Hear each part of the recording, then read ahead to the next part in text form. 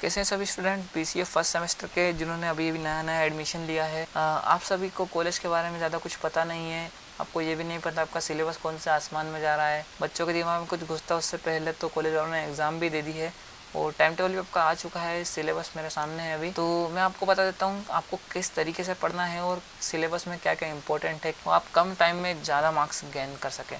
ठीक है, तो बीसीए फर्स्ट सेमेस्टर का है और थर्ड सेमेस्टर भी बताऊंगा। थर्ड सेमेस्टर का भी वीडियो जल्दी आ जाएगा। और फर्स्ट सेमेस्टर के बाद आपको कोई टॉपिक टफ लगता है या कुछ सब्जेक्ट समझ में नहीं आ रहा है तो आप कमेंट सेक्शन में बता दें मुझे। अभी हम सबसे पहले डिसाइड करेंगे बीसीए फर्स्ट सेमेस्टर का। आपके सब्जेक्ट पहले देख लेते हैं। सबसे पहले तो आपका कंप्यूटर फंडामेंटल है, programming and problem solving in C है। उसके बाद आपका एक इंग्लिश है और एक योगा है। आपका 4 सब्जेक्ट है, 4 सब्जेक्ट है आपके पास। योगा आपका ऑब्जेक्टिव बेस आएगा। इंग्लिश आपका जैसा आप 10th क्लास में इंग्लिश का पेपर आता था वैसा इंग्लिश का पेपर आएगा। कंप्यूटर फंडामेंटल और प्रोग्रामिंग सी, इन दोनों पेपर में आपको थोड़ी सी मेहनत करनी पड़ेगी। तो सबसे पहले यहाँ पर देख लेते हैं कंप्यूटर फंडामेंटल एंड ऑर्गेनाइजेशन। ये वाला जो आपका है कोर कोर्स, कौन सा? Computer fundamental organisation. ये वाला जो है आपका सबसे मेन कोर्स है, के बेस पे आपका पूरा रिजल्ट बनेगा। अगर आपके इसमें थोड़ा सा नंबर कम होते हैं तो आपको इसमें एटीकेटी नहीं देंगे, आपको एटीकेटी देंगे सी में, क्योंकि ये आपका मेन है। इसमें तो आपको पास कर देंगे लेकिन आपको उसके बदले दूसरे सब्जेक्ट में एटीकेटी दे दी जाती है। यही होता है यहाँ पर। आप सभी लोगों ने फर्स्ट टाइम एडमिशन लिया लेकिन आपको नहीं पता क्रेडिट बेस्ड सिस्टम क्या है। क्रेडिट बेस्ड सिस्टम नया नया है और बहुत सारे बच्चों के दिमाग में नहीं जा रहा है क्रेडिट बेस्ड सिस्टम कैसे काम करता है। क्रेडिट बेस्ड सिस्टम में भाई कुछ भी नहीं है, बहुत ईजी है। नंबर की जगह आपको क्रेडिट्स दिए जाते हैं कि स्पेसिफिक इतने नंबर पर आपको इतने क्रेडिट्स दिए जाते हैं और ये कॉलेज अपने हिसाब से डिसाइड करते हैं। इनका एक स्टैंडर्ड बना हुआ है। बीसीए थर्ड सेमेस्टर का जो गाइड आएगा उसके बाद एक और वीडियो आएगा जिसमें मैं आपको बता दूंगा सब कुछ। और एसजीपीए जो आपका रिजल्ट आता है उसको कैसे कैलकुलेट करना है,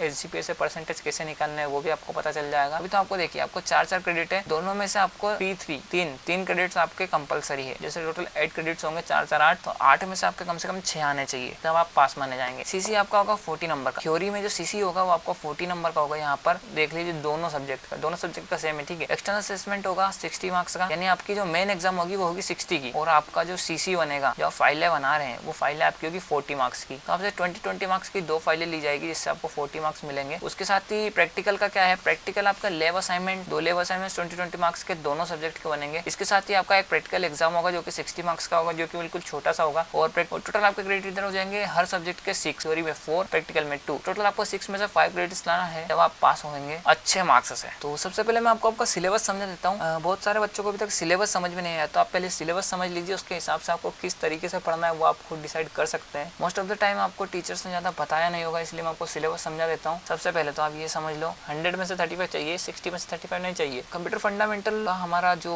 कंटेंट है वो इस टाइप से है, जो आपका फर्स्ट यूनिट है। कंप्यूटर का फंडामेंटल है, टाइप्स ऑफ कंप्यूटर है, स्मार्ट सिस्टम से, ब्लॉक डायग्राम से, input devices, output devices, computer memory and its types. इसमें से देखो सबसे इंपॉर्टेंट वाला कौन सा मैं बताता हूँ। इसमें सबसे इंपॉर्टेंट आपको ये मिलेगा जीपीएस वाला। जीपीएस क्या होता है, टाइप्स ऑफ कंप्यूटर्स पूछ सकते हैं, 70% चांस रहते हैं इसके आने के। सबसे ज्यादा चांस जो फर्स्ट यूनिट में से क्वेश्चन आने के रहते हैं वो रहते हैं computer memory and it's type. यहाँ पे आपको एक डायरेक्ट क्वेश्चन बनता है। कैसा क्वेश्चन बनता है? डायरेक्ट क्वेश्चन ये बनता है कि कंप्यूटर में मेमोरी समझाइए और उसके टाइप से बताइए। नहीं, explain computer memory and its types. और इनपुट आउटपुट डिवाइसेस भी आपसे पूछ लेते हैं कभी कभी। सेकंड यूनिट में आपका फंडामेंटल ऑफ डिजिटल इलेक्ट्रॉनिक्स, जहाँ पर आपको बताया जाएगा डेटा टाइप्स। डेटा टाइप्स क्या होते हैं आपको जानना बहुत जरूरी है। उसके बाद complements, binary and other codes, हाँ ये पढ़ना है आपको। एरर डिटेक्शन कोड्स, ईसीसी आपको पढ़ना है एक बार। 70% चांस ईसीसी के हैं। और जो 95% जिस क्वेश्चन के चांस है इस पेपर में वो बनता है लॉजिक गेट्स। लॉजिक गेट्स जो आपने 12th फिजिक्स में पढ़ा होगा ना, लॉजिक गेट्स वही सेम भाई एक बार जाके अपनी रफ कॉपी उठा के रिवाइज कर लेना लॉजिक गेट्स। उसके बाद आप कॉम्बिनेशनल सर्किट्स में आप मल्टीप्लेक्सर पढ़ लेना। मल्टीप्लेक्सर बहुत इंपॉर्टेंट है, ध्यान से देखिएगा। आपने पूरा लॉजिक गेट यहाँ से उठाना है, यहाँ से मल्टीप्लेक्सर उठाना है। एक और sequential circuit, flip flops, register, counters पे सिर्फ नजर डालनी है। 2 यूनिट्स कंप्लीट को यहाँ पढ़ना है कंप्यूटर रजिस्टर। कंप्यूटर रजिस्टर पढ़ने के बाद आपको पढ़ना है timing and control, memory reference भी आपको पढ़ना है। यहाँ से पढ़ना है मशीन लैंग्वेज और असेंबली लैंग्वेज, ये आपके हो गए 3rd यूनिट के इंपॉर्टेंट। आपको ये पढ़ना है बस एंड मेमोरी ट्रांसफर, नजर डालनी है, इंपॉर्टेंट नहीं है। उसके बाद आपकी आ जाएगी 4th यूनिट, एक पीसी के अंदर कंट्रोल यूनिट क्या होती है कंप्यूटर सिस्टम के अंदर। बहुत ईजी है, हर क्वेश्चन आपको एटलीस्ट 2 नंबर का क्वेश्चन कम से कम 1 पेज का होना चाहिए। 10 लाइन का आप जब लिखोगे 2 नंबर का क्वेश्चन, तब आप जो आपके 2 नंबर पूरे गेन करोगे। एक चीज आपको यहाँ पे पढ़नी है, आपको पढ़नी है stack organisation,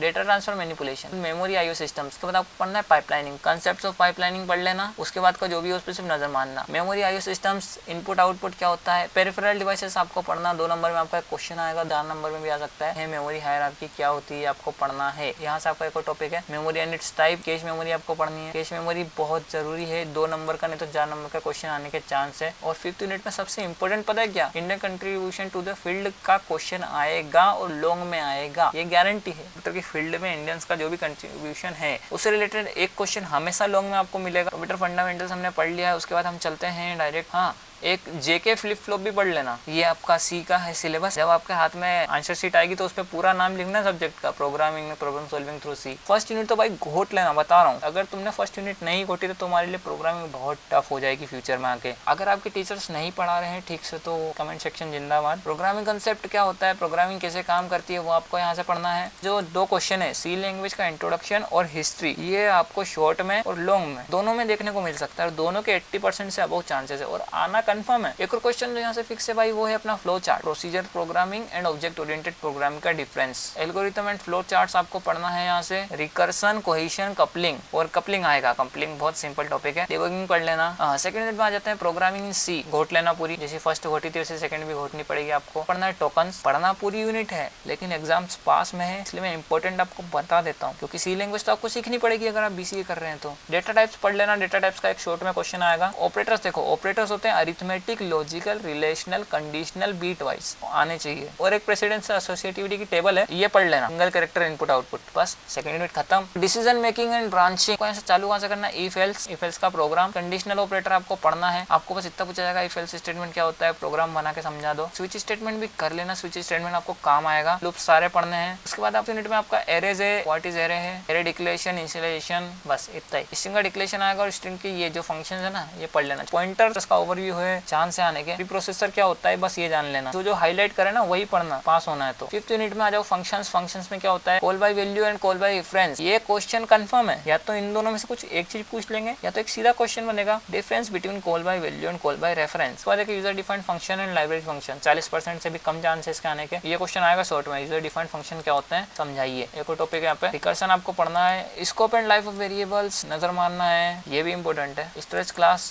external static register, question तो पूछा जाएगा। एक रिकर्सन हो गया, यूजर डिफाइंड फंक्शंस है, auto external static register, storage class, इस पे तो प्रोग्राम भी आएगा। फाइल मैनेजमेंट नहीं आएगा। तो ये 5 यूनिट आपकी सी प्रोग्रामिंग की भी हमने खत्म कर दी है। अभी हम इंग्लिश का देखते हैं। इंग्लिश में आपको बता देता हूँ कैसे प्रिपेयर करना है। पहले देखो ध्यान रखना, इंग्लिश जब भी आप पढ़ोगे ना तो इंग्लिश के पहले वो निकाल लेना जो चैप्टर्स है। मैं आपको बताता हूँ ऑर्डर क्या है। सबसे पहले आपको जो चैप्टर कवर करना है, प्रीफेस टू महाभारत कवर करना है यहाँ से आपको। उसके बाद आपको करना है where was the mind is without fear, ये वाला। उसके बाद वंडर वाज दैट इंडिया, उसके बाद ये दोनों आराम से करना। ये पेट्रियोटिज्म वाला तो आएगा, इसका तो डायरेक्ट ऑब्जेक्टिव बनता है कि आपकी बुक में कौन सी पोएम है जो पेट्रियोटिज्म के लिए दी गई है। सेकंड सेक्शन में आपका कंप्रीहेंशन स्किल आएगा।